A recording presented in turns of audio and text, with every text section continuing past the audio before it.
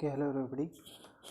So next video start कर रहे हैं। अब आपके यूनिट जो पिछला प्रीवियस यूनिट था वो एंड हो गया। अब नया यूनिट स्टार्ट कर रहे हैं और ये यूनिट है आपके कार्बोहाइड्रेट्स का।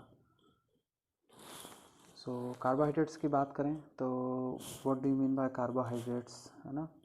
सो कार्बोहाइड्रेट्स को अपन जानते हैं, जनरली अपन ये बात सुनी है कि जैसे अपन बहुत छोटी क्लासों में जो पढ़ते हैं तो अपन बात करते हैं कि जब बैलेंस फूड की बात करते हैं तो फूड के अंदर कार्बोहाइड्रेट होना चाहिए, देन प्रोटीन होना चाहिए, देन विटामिन्स, है ना। बैलेंस फूड में सब कुछ होना चाहिए, न्यूट्रिएंट्स होने चाहिए सारे, जिसमें से एक न्यूट्रिएंट्स क्या होता है, आपके कार्बोहाइड्रेट होता है।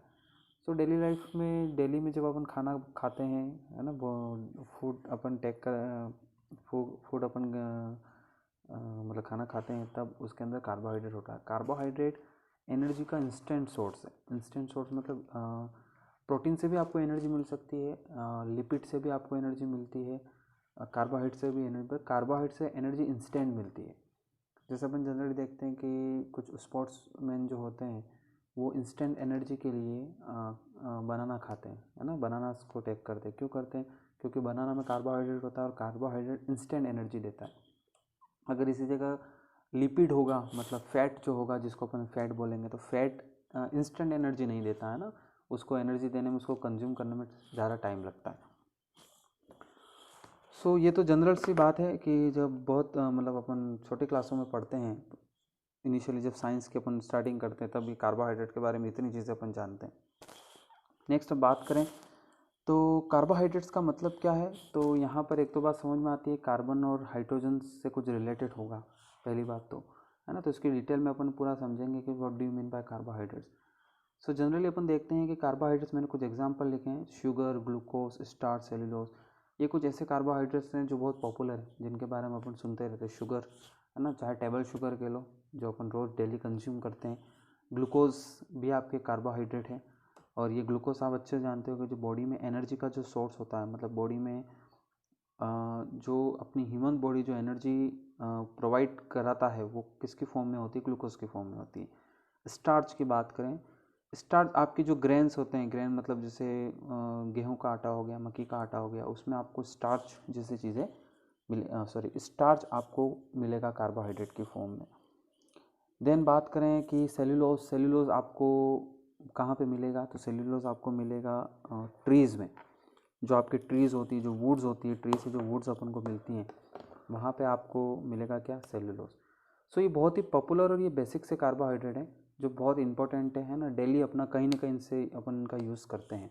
सो कार्बोहाइड्रेट बहुत ही इंपॉर्टेंट मॉलिक्यूल्स या बहुत ही इंपॉर्टेंट कंपाउंड्स है अपनी डेली लाइफ की, क्योंकि सबसे पहली बात, ये इंस्टेंट एनर्जी का सोर्स है, मतलब अपनी बॉडी को एनर्जी चाहिए तो अपन कार्बोहाइड्रेट को कंज्यूम करना पड़ता है। सो यहाँ पर आप ये भी जानते हो कि जैसे अपनी बॉडी ने खाना खाया, खाना खाने के बाद बॉडी क्या करती है, जो एक्स्ट्रा जो अपन खाते हैं, जो एक्स्ट्रा एनर्जी होती है, उसको क्या करती है? एक्यूमुलेट करती है, मतलब इकट्ठा रखती है, और जब अपन को ज़रूरत होती है तो उसको किसकी फॉर्म में चेंज करती है? ग्लूकोज की फॉर्म में चेंज करती है, और अपन ग्लूकोज की फॉर्म में एनर्जी को कंज्यूम करते हैं ना, मतलब कार्बोहाइड्रेट, मतलब ग्लूकोज कार्बोहाइड्रेट से अपन को एनर्जी मिलती है अपनी बॉडी में। सो आगे नेक्स्ट बात करते हैं, देखो। देन ये तो मैंने जो sugar, glucose, starch and cellulose जो आपके सामने लिखे हैं, तो बहुत ही पॉपुलर कार्बोहाइड्रेट्स हैं। देन बात करते हैं कुछ, ये कार्बोहाइड्रेट्स भी आपने सुने होंगे, राइबोस एंड डी राइबोस, है ना। ऐसा पूरा अपन सुनते हैं, राइबोस न्यूक्लियस एसिड, है ना, डी राइबो न्यूक्लियस एसिड। सो ये जो आपके कार्बोहाइड्रेट, ये भी कार्बोहाइड्रेट्स की फॉर्म है, ribose and D oxy ribose. ये आपके किसके फॉर्मेशन के लिए यूज़फुल हैं या किसके फॉर्मेशन के लिए ज़रूरी है, नेसेसरी है? आरएनए और डीएनए के लिए, है ना। The RNA and DNA are the structure, the RNA and DNA are structural material of our body, मतलब अपनी पूरी जो बॉडी बनी हुई है, उसका जो स्ट्रक्चरल मतलब जो बेसिक मटेरियल है ना, जो बेसिक कंपोनेंट है, जिसकी वजह से अपनी बॉडी के सभी ऑर्गन्स वगैरह डिज़ाइन होते हैं, अपनी बॉडी की शेप कैसी होगी, अपनी बॉडी की साइज़ क्या होगी, हर चीज़, मतलब एक एक सेल जो डिज़ाइन होती है, वो किसके बेस पे होती है? अपने आरएनए और डीएनए के बेस पे होती है। सो ये आरएनए और डीएनए भी किससे बने हुए हैं? आपके कार्बोहाइड्रेट से बने हुए हैं।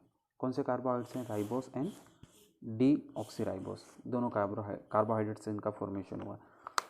सो कार्बोहाइड्रेट बहुत ही इंपॉर्टेंट कंपोनेंट है ना, बहुत बहुत बहुत ही इंपॉर्टेंट कंपोनेंट है।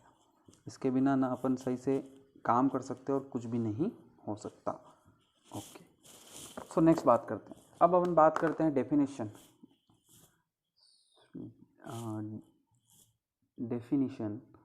Of carbohydrate. अब कार्बोहाइड्रेट को डिफाइन कैसे करें, वो किस तरह से डिफाइन करें कार्बोहाइड्रेट्स को। देखो, सो एक तो मैं यहाँ पर डेफिनेशन लिख रहा हूँ, पहले अपन उसको थोड़ा सा समझने की बात करेंगे, फिर उसके बाद अपन और उसके बारे में थोड़ा डिटेल डिस्कशन करेंगे। सो ओरिजिनली अपन कार्बोहाइड्रेट को कैसे डिफाइन करें, कंपाउंड्स ऑफ कार्बन। ओरिजिनली इसको डिफाइन कैसे करेंगे, compounds of carbon, hydrogen and oxygen with latter two element in the ratio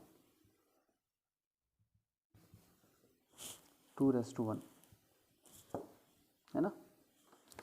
तो ये तो ओरिजिनली मैं कार्बोहाइड्रेट को ऐसे डिफाइन कर रहा हूँ, सबसे बेसिक लेवल पर या सबसे बेसिक कॉन्सेप्ट के अकॉर्डिंग अपन कार्बोहाइड्रेट को कैसे डिफाइन करें। Compound of carbon, hydrogen and oxygen, है ना। Carbohydrates are compound of carbon, hydrogen and oxygen with latter two element in the ratio of 2:1। मतलब क्या है, देखो इसका मतलब है कि आपके जो कार्बोहाइड्रेट है उसमें कार्बन होगा, हाइड्रोजन होगा और ऑक्सीजन होगा, ये तीन आपको बेसिक एलिमेंट उसमें मिलेंगे हर कार्बोहाइड्रेट, कोई भी carbohydrate. Then with latter two elements, latter two elements इसका मतलब क्या है कि आपके पास जो हाइड्रोजन और जो ऑक्सीजन है उसका रेशो अगर आप निकालोगे कार्बोहाइड्रेट में, तो वो रेशो कितना होता है, 2:1 होता है।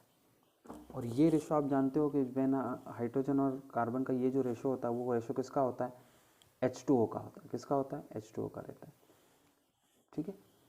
अब वाटर जो होता है उसको अपन क्या बोलते हैं, हाइड्रेट। मतलब वाटर जो होता है आपके, जैसे कोई भी मॉलिक्यूल है, उस मॉलिक्यूल के अंदर अगर वाटर उसके साथ अटैच्ड है तो अपन उस मॉलिक्यूल को क्या बोलते हैं, हाइड्रेटेड बोलते हैं। क्या बोलते हैं, हाइड्रेटेड बोलते हैं। जैसा होता है ना, अपन बोलते हैं कि डिहाइड्रेशन का मतलब क्या है कि आपके वाटर की कमी हो गई है, या ये हाइड्रेटेड है। हाइड्रेटेड का मतलब क्या है कि इसके अंदर वाटर प्रेजेंट है। सो यहाँ पर आपके जो कार्बोहाइड्रेट है वो carbon, hydrogen, oxygen basic element से बने होते हैं। और हाइड्रोजन और ऑक्सीजन का जो रेशो होता है वो होता है 2:1।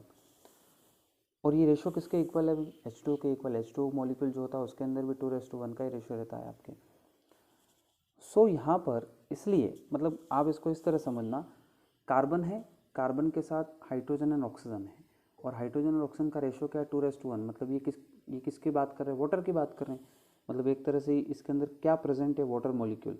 किसके साथ वाटर मॉलिक्यूल प्रेजेंट है, कार्बन के साथ। इसलिए नाम क्या हो गया, कार्बोहाइड्रेट्स। मतलब यूँ कहो कि कार्बन क्या हो गया है, हाइड्रेटेड हो गया है। Carbon is a hydrated. इसको फिर साथ में अगर बोलेंगे तो क्या बोल दिया अपन ने, कार्बोहाइड्रेट्स। आई थिंक आपको बात समझ में आ गई होगी, है ना। मतलब कार्बोहाइड्रेट्स में जो आपके हाइड्रोजन और ऑक्सीजन का जो रेशो है वो कितना रहता है, 2:1 रहता है। 2:1 मतलब ये H2O के इक्वल रहता है। सो इसलिए कार्बन है और कार्बन के साथ हाइड्रोजन ऑक्सीजन है, पर हाइड्रोजन ऑक्सीजन का रेशो 2:1 है, मतलब H2O है, तो कार्बन के साथ H2O कनेक्टेड है, मतलब कार्बोहाइड्रेट्स। तो आई थिंक ये बात आपको समझ में आ गई होगी, है ना। तो इसलिए इसका नाम इस तरह से बोला जाता है कि दे आर कार्बोहाइड्रेट्स। जैसे जनरली अपन समझे, देखो जैसे मैं ले लेता हूँ, यहाँ पर मैं ले लेता हूँ ग्लूकोज ले लेता हूँ। Glucose, what is the formula of molecular formula of glucose, C6H12O6, है ना। 6 12 का 6 ऐसे याद रख सकते हो आप, ग्लूकोज 6 12 का 6। देखो ग्लूकोज है। अब मैं यहाँ क्या करूँ, कार्बन को 6 करता हूँ। अब इसको देखो, 2:1 का रेशो है, 2 इज हाइड्रोजन, 1 रेशो हो गया किसका, ऑक्सीजन का। सो मैं इसको ऐसे लिख सकता हूँ 2 × 2H2O, और यहाँ पे इससे मल्टीप्लाई करता हूँ 6 से, ऐसे लिख दिया। सो अगर मैं देखो, ये मॉलिक्यूलर फॉर्मूला है ग्लूकोज का, इसको मैंने इस तरह से लिखा। सो अब यहाँ पे आपको क्या देखो, कार्बन 6 कार्बन, और ऐसा नहीं लग रहा है कि 6 कार्बन के साथ आपके 6 वाटर मॉलिक्यूल अटैच्ड हैं, है ना। 6 water molecule attached with 6 carbon atoms. So क्या हो गया, this is your carbon, this is your H2O, तो ये क्या हो गया, कार्बोहाइड्रेट। कार्बोहाइड्रेट मतलब कार्बन कैसा है, हाइड्रेटेड है, कार्बन कैसा है, हाइड्रेटेड है, so this is called carbohydrate. तो इस तरह से कार्बोहाइड्रेट का नाम पहली बार मतलब इस तरह से सामने आया कि हाँ ऐसे कंपाउंड्स को या ऐसे कंपाउंड्स को, ऐसे मॉलिक्यूल्स को क्या बोलेंगे, कार्बोहाइड्रेट्स बोलेंगे। तो आई थिंक ये आपको बात क्लियर हो गई होगी। उसी तरह से आप एक और एग्जांपल से समझना चाहो इसको तो भी आप समझ सकते हो, जैसे आप सुक्रोज, योर सुक्रोज, सुक्रोज से कैसे समझे, जैसे C12H22O11, this is the molecular formula of sucrose, ठीक है, C12H22NO11। So in this case we can write this, we can write in this formula in this form. So मैंने इस तरह से लिख दिया, देन सो यहाँ पे क्या हुआ, the 12 molecule of carbon is attached with 12 atom of carbon is attached with 11 molecule of H2O, then this carbon is hydrated, so carbohydrates it can be pronounced। so इस तरह से अपन इसको प्रोनाउंस कर सकते हैं और इस तरह से इनका नाम भी इसी तरह से आया है। बट यहाँ पे तो ये तो ओरिजिनली डेफिनेशन है ना, ओरिजिनल डेफिनेशन, बिल्कुल इनिशियली जब स्टार्टिंग में कार्बोहाइड्रेट को डिफाइन करने की कोशिश की तो कुछ इस तरह से इन्होंने डिफाइन किया। बट फिर आगे जाके क्या प्रॉब्लम भी आई, प्रॉब्लम ये आई कि बहुत सारे ऐसे मॉलिक्यूल्स भी थे, बहुत सारे ऐसे कार्बोहाइड्रेट्स भी सामने आए जिसमें ये वाटर का जो हाइड्रोजन और ऑक्सीजन का जो 2:1 वाला रेशो था ये मतलब उसमें देखा नहीं गया। जैसे एक मैं आपको सामने लिखता हूँ इस तरह का कार्बोहाइड्रेट C6H12O5, हाँ दिस इज़ ए कार्बोहाइड्रेट, इसका क्या नाम वगैरह है वो सब अपन आगे डिस्कस करेंगे। ये भी एक कार्बोहाइड्रेट है जिसका मॉलिक्यूलर फार्मूला क्या है, C6H12O5। अब देखो इसमें what is the ratio of hydrogen and oxygen, तो यहाँ पे 12 है और यहाँ पे 5 है, आप रेशियो निकालोगे कोई सर्टेन रेशियो नहीं आएगा, मतलब फ्रैक्शंस में आएगा। सो यहाँ पे 2:1 रेशियो है क्या, नहीं है, but this molecule is also carbohydrate, पर है क्या, ये भी कार्बोहाइड्रेट की कैटेगरी में ही आता है। देन आपके पास एक और एग्जांपल ये है H14O6, ये भी अपन बाद में इसका नेमिंग वगैरह सब डिस्कस करेंगे, what the name of this kind of carbohydrates. But यहाँ पर भी आप रेशियो देखो, hydrogen and oxygen are not in 2:1, but this molecule is called carbohydrate, ठीक है, ये भी कार्बोहाइड्रेट की कैटेगरी का। सो आगे तो ये बात सामने आ गई है ना कि कुछ मॉलिक्यूल्स या कुछ कार्बोहाइड्रेट्स में भले रेशियो 2:1 का ना हो हाइड्रोजन ऑक्सीजन पर, वो कार्बोहाइड्रेट्स होते हैं या उसी तरह का बिहेवियर शो करते हैं। सो नेक्स्ट के एक बात, फिर दूसरी एक और बात सामने आई, जिसे मैं आपके सामने लिखता हूँ फॉर्मेल्डिहाइड, CH2O, इस तरह से लिखते हैं फॉर्मेल्डिहाइड को, this is molecular formula formaldehyde. या मैं लिखता हूँ क्या, lactic acid, this is your lactic acid C3H6O3। देखो अब यहाँ पे देखो, दिस इज फॉर्मेल्डिहाइड, फॉर्मेल्डिहाइड में रेशियो क्या है, हाइड्रोजन एंड ऑक्सीजन का 2:1, लैक्टिक एसिड में क्या है 2:1। तो यहाँ पर फॉर्मेल्डिहाइड और लैक्टिक एसिड दोनों में ही जो रेशियो है हाइड्रोजन ऑक्सीजन का, वो रेशियो कितना है 2:1। बट क्या ये दोनों कार्बोहाइड्रेट है, नहीं है ना, मैं कह रहा हूँ ये तो दिस इज योर एसिड और ये आपके फॉर्मेल्डिहाइड एल्डिहाइड का कार्बोनिल कंपाउंड है ये। सो यहाँ पर भले ही हाइड्रोजन और ऑक्सीजन का 2:1 नहीं है रेशियो, 2:1 है रेशियो, पर ये दोनों आपको कार्बोहाइड्रेट, इसका मतलब है कि ये जो कार्बोहाइड्रेट के ओरिजिनल जो डिफिनेशन है ये वेल डिफाइंड नहीं है ना। मतलब क्या है कि कुछ जो बेसिक से कार्बोहाइड्रेट्स हैं उनको तो अच्छे से डिफाइन कर देगा, बट जैसे जैसे और कार्बोहाइड्रेट्स के बारे में पता चलता गया और चीज़ें सामने आते गई तो ये डेफिनेशन इतनी क्लैरिफाई नहीं है कार्बोहाइड्रेट्स के बारे में। सो नेक्स्ट अपन किस तरह से डिफाइन करेंगे कार्बोहाइड्रेट्स को, वो अपन नेक्स्ट वीडियो में डिस्कस करेंगे।